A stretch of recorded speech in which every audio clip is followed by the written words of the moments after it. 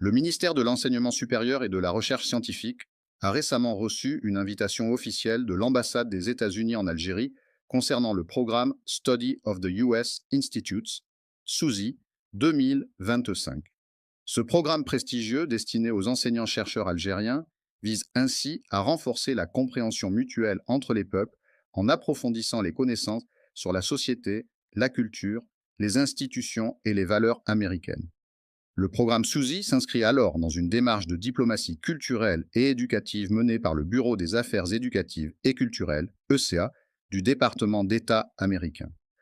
Il offre aux participants une occasion unique d'échanger directement avec leurs homologues américains et de découvrir les réalités socioculturelles des États-Unis. Ce programme s'adresse donc particulièrement aux enseignants-chercheurs intéressés par les études interculturelles, souhaitant explorer de nouvelles approches pédagogiques liées à la culture et aux institutions américaines. De ce fait, en participant, les chercheurs algériens pourront non seulement élargir leurs horizons académiques, mais aussi développer des partenariats internationaux durables. Les enseignants-chercheurs ont jusqu'au 24 décembre 2024 pour soumettre leur dossier en ligne via le site de l'ambassade des États-Unis. Le ministère de l'Enseignement supérieur a alors exhorté toutes les universités et établissements académiques à diffuser largement cette opportunité auprès des enseignants-chercheurs.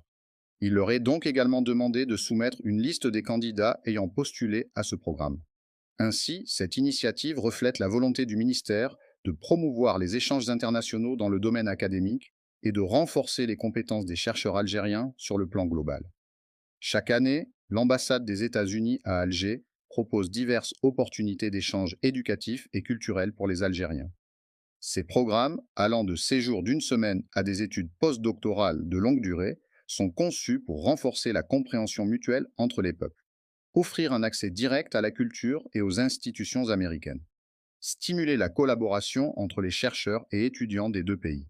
Ces échanges sont souvent administrés soit directement par l'ambassade, soit par des organisations culturelles américaines.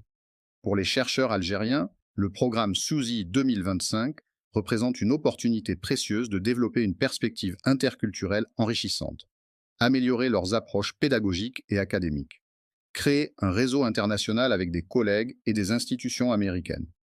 Ainsi, ce type d'échange contribue également à renforcer la position de l'Algérie dans la communauté académique internationale en favorisant la circulation des savoirs et des idées.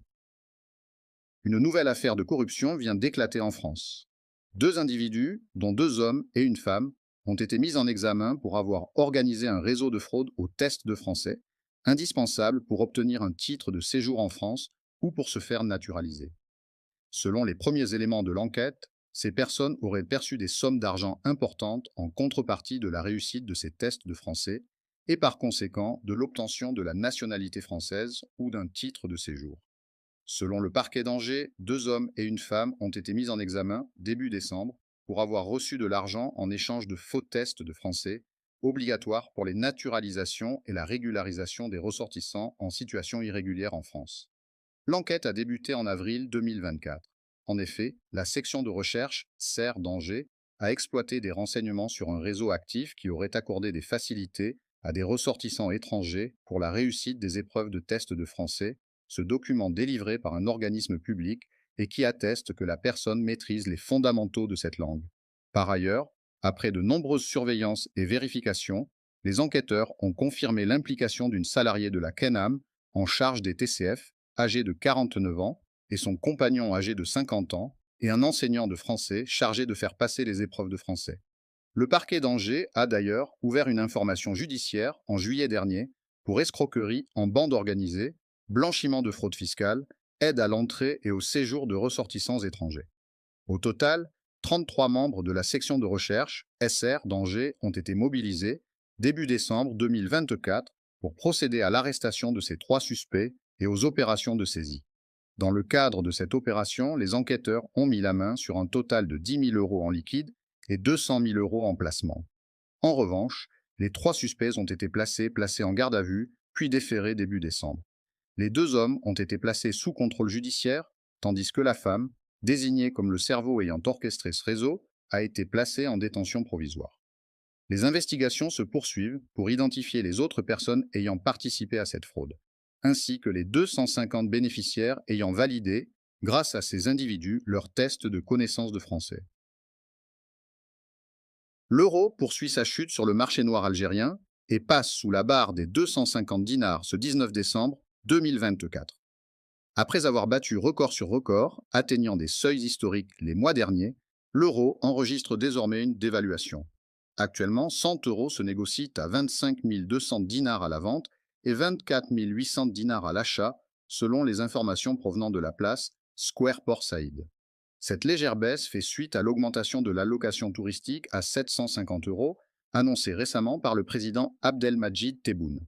De son côté, le dollar, après une période de hausse continue, suit à présent une trajectoire similaire à celle de l'euro, amorçant une courbe brassière. Un billet de 100 dollars américains s'échange ce 19 décembre 2024 à 23 700 dinars à l'achat et 24 000 dinars à la vente. La fluctuation des taux entre le dinar algérien et les devises étrangères a créé un écart notable entre les taux du marché officiel de la Banque d'Algérie et ceux du marché parallèle. Actuellement, sur le marché noir, l'euro se négocie à 252 dinars à la vente et 248 dinars à l'achat, tandis que le dollar est échangé à 240 dinars à la vente et 237 dinars à l'achat. En revanche, sur le marché officiel de la Banque d'Algérie, 1 euro est acheté à 140 dinars et vendu à 140 dinars et 45 centimes.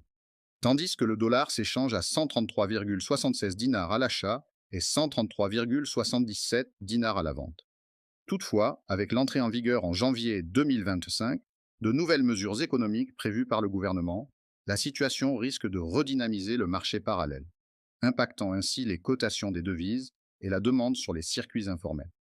La récente accalmie sur le marché parallèle des devises est largement attribuable aux mesures gouvernementales, qui ont été mises en place pour mieux réguler les flux de devises.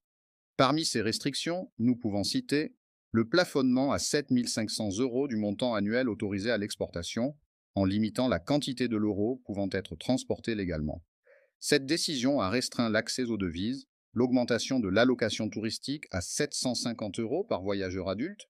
Cette mesure légale annoncée récemment par le chef d'État a offert une alternative au marché noir, réduisant ainsi la pression sur le marché parallèle. Ces initiatives ont pour effet de limiter l'attractivité du marché noir, où les cambistes avaient longtemps prospéré en raison des limitations sur les devises disponibles via les circuits légaux, notamment l'euro. Toutefois, les experts estiment que ces ajustements ne suffiront pas à éliminer le marché informel des devises.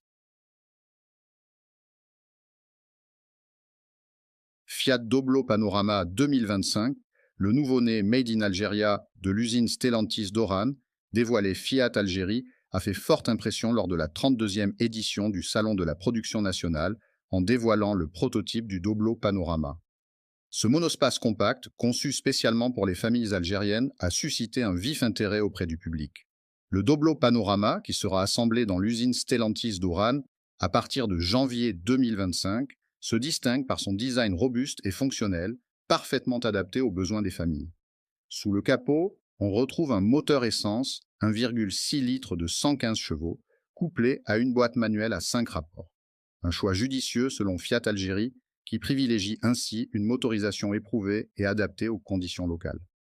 À l'intérieur, l'habitacle est spacieux et modulable, offrant un volume de chargement généreux de 775 litres.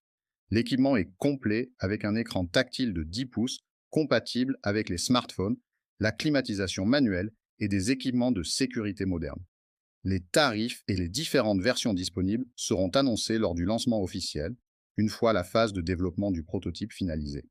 Ce choix stratégique permet à la marque italienne de mieux répondre aux attentes du marché local et de renforcer son empreinte en Algérie. Ce lancement intervient un an après l'inauguration de l'usine de Tafraoui, dont les résultats sont déjà très encourageants. Avec plus de 18 000 véhicules produits en un an et un effectif de 1 650 employés, le site industriel a rapidement atteint une maturité industrielle remarquable. Le Doblo Panorama marque une nouvelle étape dans le développement de Fiat Algérie. Ce modèle, combinant praticité, confort et technologie, devrait séduire un large public. Les tarifs et les différentes finitions seront dévoilés lors du lancement officiel. Mais une chose est sûre, Fiat Algérie ambitionne de devenir un acteur majeur sur le marché des véhicules familiaux en Algérie.